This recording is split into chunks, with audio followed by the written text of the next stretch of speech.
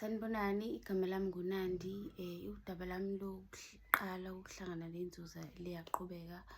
So ngigcina kade ngithe khona ngangilungisela ukuya emsebenzini. Okay, so the night before nje inzuzo ingakafiki, I remember ukuthi ngangilwe ngifuna ukuya emsebenzini ngifuna, but amandla okuya ngingabi nawo, ngizizwe ngine-depression eyisimanga, ngishawa uvalo, ngibe ne-stress, ngibe ne-anxiety nje ukuthi kumele ngivuke ngiye emsebenzini ngigula. And then this one time ngithi yazini ngiya for sure, this time I'm going. Ngikhumbula hle ngasakami ngisho ikhanda, but ngaleso sikhathi ngathi ngalikama ikhanda, ngine-afro ayisakameki, but ngakama nga-right, nga-ayina, ngalungisa. Kuthe makushawa 4 ekuseni sekumele ngivuke, hayibo, iy'nyawo zami zalilokho, iy'nyawo zangisinda, kwangahambeki la ngabona khona ukuthi yazini manje ngibuyela embhedeni, ayikho lento, ngabuyela embhedeni. So yeah, ngiyaqhubeka ukuthi ukufika kwalo sisi lo o-social worker kwangisiza kanjani. Ufike ngesikhathi la ngimdinga khona kakhulu, uthunyelwe iyona inzuza, cause remember bengafiki all along because inzuza ibingakafiki. So nakhona lapho before inzuza ifike ngihleli ekhaya ngine-stress, akuyeki emsebenzini nje akuriphotheki. And then kuthi nje emini ngizubuthongo, ngine-stress, right, ngisuthi ngingena embhedeni ngilale, ngithi ngisathi ngiyangena embhedeni ngilale, ngifike lo mcabango o-deep othi hey, ngizokwenze njani emsebenzini if bengixosha. And then kuvede kube khona i-voice ekhulumayo ngaphathi kumina, ithi le voice sizobabopha. From there it's like low voice yayizonika assurance ukuthi whatever you are doing, we are here, we are present, bekezela, sikhona.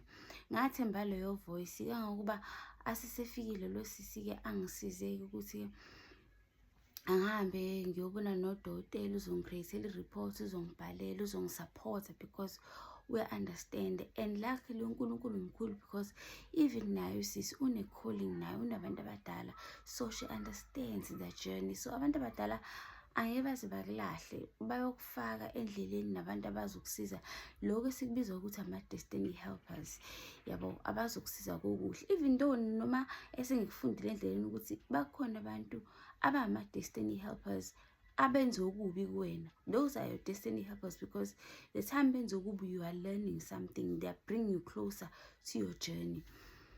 And then ke so usisi ke fast forward ke manje ngiyaqhubeka nendaba, angisiza athi okay ngizokusiza, ngizocreate i-report nje, izinto zizoba nento nawe uzofika iphatheka emsebenzini ukuthi ubuhlaleleni. Anginalutho, anginancwadi yadokotela, angina-leave form engiyifakile, ngiyimina nje. Into engiyenzayo ukubika ngithi angikho right, angazi ubuya, kuthiwa ubuya nini, ngithi angazi. You understand? Ngoba abanye ngazi ngathi hayi sengiyaresign. Some people abazange bazi bathi no ungaresign, but those people are not people close to me, kwakuwabantu nje. You understand? But okay, if uzoresigna-ke it's fine, kulungile, kumele wenze kanje kanje. And kwangihetha lokho. But ukhona omunye ubhuti osebenza e-HR, inkosi ngibusise, because wangifonela just to inquire ukuthi njani. Wathi yazi ngiyazi wena ukhathi apply applications were all over the province. Asithi masithi Nandi, sithi Nandi. So I know how much you need this job. Ngavele ngakhala ngathi God, you see me, bakhona abantu abangibonayo, bakhona abantu abayibonayo lento mina sengiyikhohliwe ukuthi ngayilwela kanjani, but hayi nami ngezenzo zami ngenxa yesimo engikusona. So angiguli kahle kahle ngekhanda lana, ngidliwa yidlozi. This is not my action because eyami action nga-apply ngadlula wonke umuntu, mina ngangibatshazi. Kuthiwa nje if iZ83 izokhipha, I mean if ithiwa iZ83 yami ewugqinto olungaka, ngikhumbula kahle azi kwaku almost close to 100 angazi, but sayamaningi ama-post, ngangofaka wonke ama-post kuyo wonke ama-province, even outside the province. Okay, so-ke afike kusisi-ke angihambe ngilapho-ke lifike kusuku lokubuyela emsebenzini. Cabanga ukuthi phela inzuzo yafika ngomhla 14 ngiredi ukuya emsebenzini but imali anginayo. Okay, ngizozijana angilinde ngize ngithole imali makuphela inyanga. Kuzokhona imali engangiyithola makuphela inyanga because I had to sell imoto, right? So lo muntu angimdayisela imoto wengikhokhela kancane kancane njalo makuphela inyanga. Angilinde leyo mali-ke. Hayi ngilinde yona ifike imali nalapho ingane zami zifunda kephi ey'koleni zakobelungu. Ngiyakhokha la ngikhumbula omncane ngangimkhokhela 3.4 angakambali umalume, omdala wayekhokha 2 point something angakambali umalume nelunch, but yonke into yayinela kulo 5,000 angazi kanjani. Cause even noma ngihlele ekhaya ngababuza abantu abadala singane zami zokwenzani esikoleni basikhululeka, we got you. Okay fine, abaqhubeke bafunda, abazange baphazamiseke nakancane.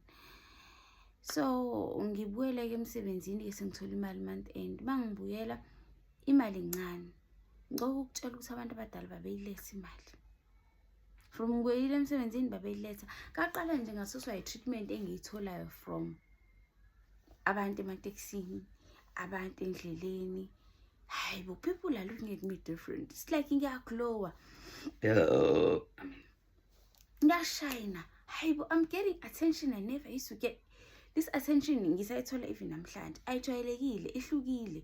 Yabona inzuzo mengabe usuhlanganile nayo, your life changes guys. Iyashintsha impilo yakho, abantu bakubuka ngendlela, ama-finances yabo lento abayishoyo ngemali nenzuzo. Trust and believe, awusoze waswela. Even though before vele ubungasweli but izinto bezinzima ukuthi uthole imali, but manje they make it an assurance, they make it easier for you ukuthi uthole imali. Bayiletha abo nje mina whenever ngibona ukuthi okay I'm getting down on finances manje, into engiyenzayo ngiyayisebenzisa leya code. Yabo leya code engikhulume ngayo engayinikizwa inzuzo, I use it. I call out mkhulu bizcode, ngicela ungineze imali manje, uyabona nawe kuyashoda mpimo. Even ngihamba emgaqweni, I don't have to phahla and pray ingithi inzuzo kuwena phakathi. Angazi ukuthi kufika nini-ke lapho abathi ngesingisi you have to embody inzuzo. Angazi what is the process of embodiment. Mina ngikwazi ukuthi I just met inzuzo, right? Zonixoxela basi ngagcina ngenze nani nokuhamba lenzuzo eyayilifunile lona but asikafiki lapho. Okay, ngibuyele emsebenzini-ke. Mangibuyele emsebenzini, hey ngilight, ngifree. Leya depression ayisekho, kuvele kwathi nje qups like umlingo. Umsebenzi ngiyawuthanda-ke manje, ngisquishing up and down. Hey, ngisebenze for like a month and then bese kuthiwa okay sengiyabizelwa i-disciplinary hearing. Okay, and lento ithi kumina, I'm not even afraid of lo disciplinary hearing. Ngiyayifuna khona into ithi kumina, I want it. I don't know what. Khona lo inner knowing nalo peace. It's nje you must have your day in that court kulo disciplinary hearing. So bese khona kune peace beyond human understanding. Ngiyantshela ukuthi inzuzo is God himself or itself in a deity form, I don't know. So afike-ke yo ngithi hayi ngiyalifuna, I want my day in court ngempela, ngiyalifuna usuku lami. Ayi lifika usuku lokuqala, malifika usuku lokuqala lapha bekubhaliwe encwadini ukuthi okay you must be, mele ngibe nomuntu ozongihlalisa kule hearing, angingabi ngedwa, be it colleague but kungabe ummeli wangaphandle, kube nje noma ubani osemsebenzini ozongimela. Angimtholanga umuntu ozongimela, you understand? Ngase ngithi ngiyamcela wavuma umunye usisizwana nayo but banqaba baphezulu bathi uzoshiya bani umsebenzi wakhe if ezomela mina for those hours. But no, okay fine.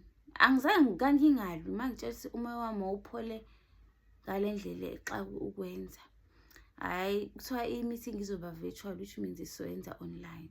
Hayi lifika usuku le-meeting, bafika abacherishi be-meeting be-hearing. Bangifica ngingedwa bangibuza ngibatshela hayi ngizamile kumthola umuntu kwathiwa cha angeke uze ukwazi ukuthola umuntu because abantu banemisebenzi yabo. strike one already siqalile inzuzo yababhaxabula manje. Strike one already, this case is already favoring me ukuthi okay wakuzwa phela ukuthi umuntu abe ne-hearing kodwa kuthiwa uzozimela kuthiwa hayi yazini sikulungile ayenzeki into enjalo, umele umuntu because mawucabanga wena in their minds ngendlela abasebengithisa ngayo ngase sengumuntu onecala, kanti umthetho uthini muzwe omunye umuntu before uthatha isinqumo ngayo. Bona basebesithathile isinqumo sami sokuthi nje ade ngenze emsebenzini umuntu oxoshwa nje. Okay, so bathi yazi sizoyipostpone le meeting for so many days. Wena uthola umuntu, uma futhi umuntu ungamtholi ubuzositshela zingapheli lezi insuku sizozama amaminzi sinokukutholela umuntu. Okay, alright, ngizama ukuthola i-union ithona ngiphuzile ukujoyina after the fact angesakwazi ukungimela. Nalapho futhi ngingali ukuthi hayi buka kanjani ngihlisa umoya ngibe calm ngale ndlela. Hayi kubuthi ngaye eThekwini ngiyohlangana leyo union afike angitshela lokho. Okay, hayi naleyo union yayingitshela ukuthi okay uzofika ulivume icala. Ngithi mina okay kulungile ngizolivuma. Hayi kodwa umoya wami ungavumi. Hayi sihambe isikhathi ngicela utshela ukuthi manje people had to fly down from Pretoria to KwaDukuza where I'm working ukuthi ke manje bazolalela icala lami. Hayi angithandi ukuthi ngizingasho ukuthi ngisebenza kuphi liphi office kodwa vele ngene ngibone vele sengisebenza kuphi. Hayi kodwa ngifuna ukube ngase sengikhuluma abantu kabi kanti ngisho isitori sami. And then fika usuku lokuqala day bathi bayeza, ngijabula kuba khona lokho kujabula kumina ukuthi hawo bayeza. Wow, yabo in reality ifuna ngabe nginovalo ngisaid but khona lo peace bayeza. Hayi bafike ngempela ngimthole ukuthi sazongimela ke bagcina bevumile naye. Hey ngicela ungitshela ukuthi sahlala from I think kwaku9 noma 10 ekseni uze kwabantambama ngangikhala the whole day. Ngafika endlini amehlo evuvukele ngendlela engangikhala ngayo nami ngangazi ngizokhala. Okay ke before iqala licale ke ngifike ke ngingene ithi mangena ngibone omunye usisi. Okay lo sisi ngisho ukuthi yena ummeli we department, right? So lo sisi mele abe against me in a way but not completely because ngisawumsebenzi wa department. And then mina nginommeli wami colleague wami, and then bese kuba khona umphathi wayo ke disciplinary hearing okuyena ozonjani ozothatha isinqumo. Okay mina ngingene ke mina ngibone lo mmeli we department mangimbona awusisa abantu vele afole in love agcwala ngestyle. Awunami ngimbone ngimbuke ngichazeke ngithi awu inzuzo amoni isiqalile ngento zayo nanso yazi kwafede kwakhanya. You understand? Awuzisa abantu abancome nami ngibe ngibonga ngiphume ngihambe kodwa ngihlisa umoya ngingabi ne-pride ngibe humble nje. Okay, iqale ke meeting ke babizwa abantu ngibizwe mina ke ngikhulume because ngangizikhulumela throughout yabo. Usisi lo wengimele wathi yena because naye utshelwe manje kuseni akasazi story so uzoba khona nje just ukungiguide but okay it's fine. Mina ngizolalela. Hayi ngicela ukukutshela ukuthi ke i-disciplinary ke iqhubeke lasiliphela lo disciplinary hearing ngabafo ntambama. Into engayithola ama-hugs and prayer wesisi woza sikukhulekele sicela ukukhulekela. Do you believe in God? Uyakholelwa uNkulunkulu yonke into izoba right. Ngikhulekele ubani? Ummeli we department, uchair we disciplinary hearing. You understand? So ngizama ukukhombisa ukuthi inzuza mayifika whatever empilweni yakho ekumise kabi it must move. You understand? It must move. Nami kwangisiza ukuthi emsebenzini ngangumuntu o-active in terms of umsebenzi wami ngiyawenza. You understand? So bathi noma bebiza ofakazi bathi hayi bona labasemsebenzini bangisupporta shame. Bathi hayi uma khona yena uNandi uyawenza umsebenzi, kuyabonakala ukuthi ukhona emsebenzini. Uma engekho-ke kuyabonakala futhi. So nje yena umsebenzi wakhe uwenza kahle.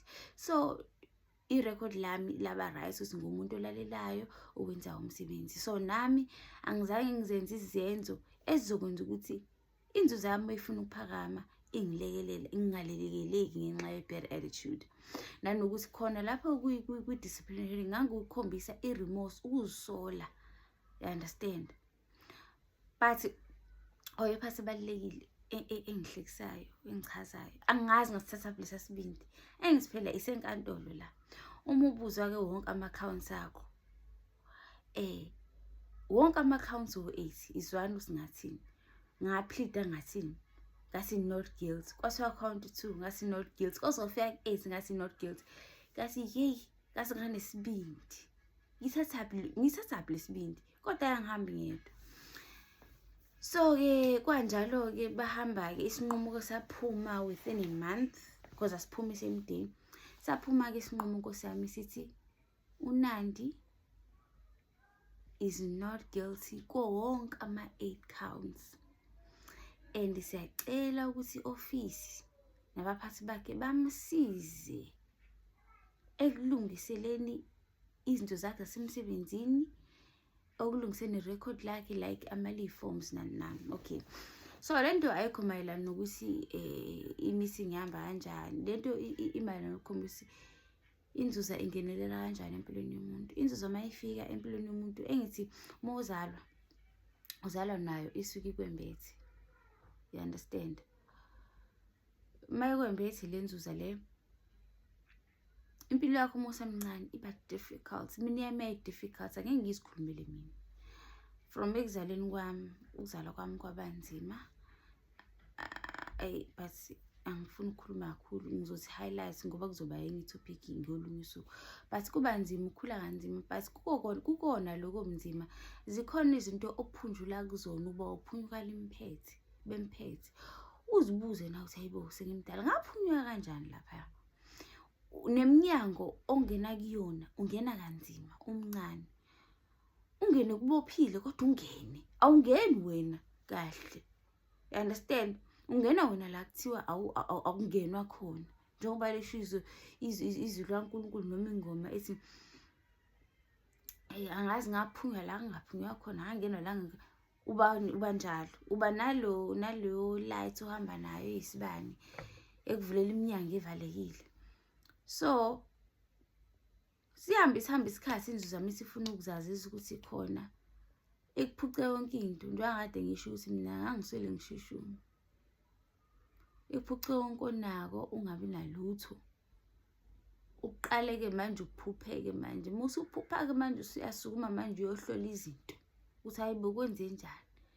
Bakutshela abantu so mhlambe bayakutshela bazama ukukusiza. Bangakwazi ukukusiza, bazame bahluleke njengoba bezama ungikhipha isilwane bengakwazi ukungikhipha. Umoya wangitshela uzokhishwa yini?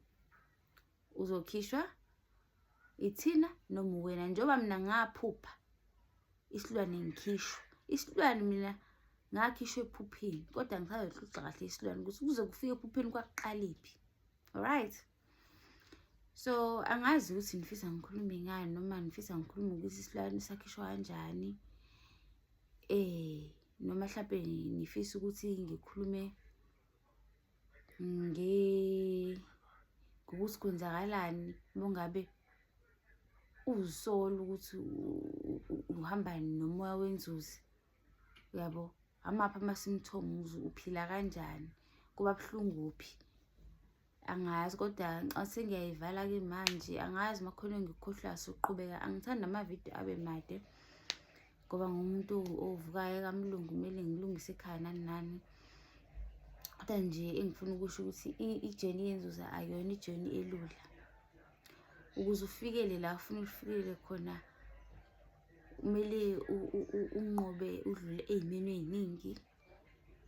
Mina ke angifuni ukuthi ngifike la ngithi mina hayi ngumelaphi ngiyalapha. Uzani nginelaphi ngabe nginiqambela amanga. Mina abantu abafikayo kumina abantu abasuke belethwe yilona idlozi, futhi nabo basuke bengiphuphile, athi umuntu okay ngikuphuphile kuthiwe ngenzela u-1 or 2, yabo. Bese kuba yiloko-ke ngikwenze lokhu. Ukuhlola cha, angihloli, yabo. Angisho ukuthi angeke ngihlole ngoba ngiyahlola emaphusheni, bangitshela sifuna ngabe sengiyahlola, kodwa isikhathi sokuhlola sikakafiki ngoba khona izinto ezingakenziwa. So ukuhamba kwesikhathi asazi, mhlambe siyohlola, asijahile lutho. Mina ngisazi lapha mina, njengoba nje ngithula lamavidiyo lawa ingoba ngithunyiwe ukuthi angizotshela abantu ukuthi umoya ongcwele noma inzuza iyini empilweni yami. Bengeke ngize mina, bengisaba kabi, benginovalo, kodwa ngayincenga inhliziyo ngoba ngiyabona ukuthi if ngidileya kwayimina ngiyagula. Ngoba hleze khona mhlawumbe umuntu ozoyilalela le video asizakale njengoba nami ngasizakala kwamavidiyo abanye abantu. Kodwa-ke kuze ngize ngifike ekuthenini-ke ngilapha inzuzo, mina ngaqala egubungweni, ngalidla indiki. So la eKZN sithini, igobongo, sithi amandiki, amandawo namanono, kusuke inkambi eziwu-3. Ngaqala lapho, angifuni ukuqamba amanga, ngilanga ngitshela ukuthi ukudla kwami kugobongo kwabanjani, but nje kwangihambela kahle ukudla igobongo. Ngathola lo msebenzi le ngikuwona manje. Nakhona lapho ngilishayela ubani? Umuntu wakithi wasemndenini. Naye wenjani? Wesanda kuqeda lakhe igobongo. Ngisho ukuthi nami abantu ababathumelayo, abantu basemndenini, uzoqala ulapha umndeni because silapha idlozi la, sigeza umsamo wasekhaya kuqala. Kuthiwa yini, i-charity begins at home before you go outside. So silapha idlozi, ngeke uhambe uyolapha imizi yabantu kini mhlambe khona abantu abadinga usizo.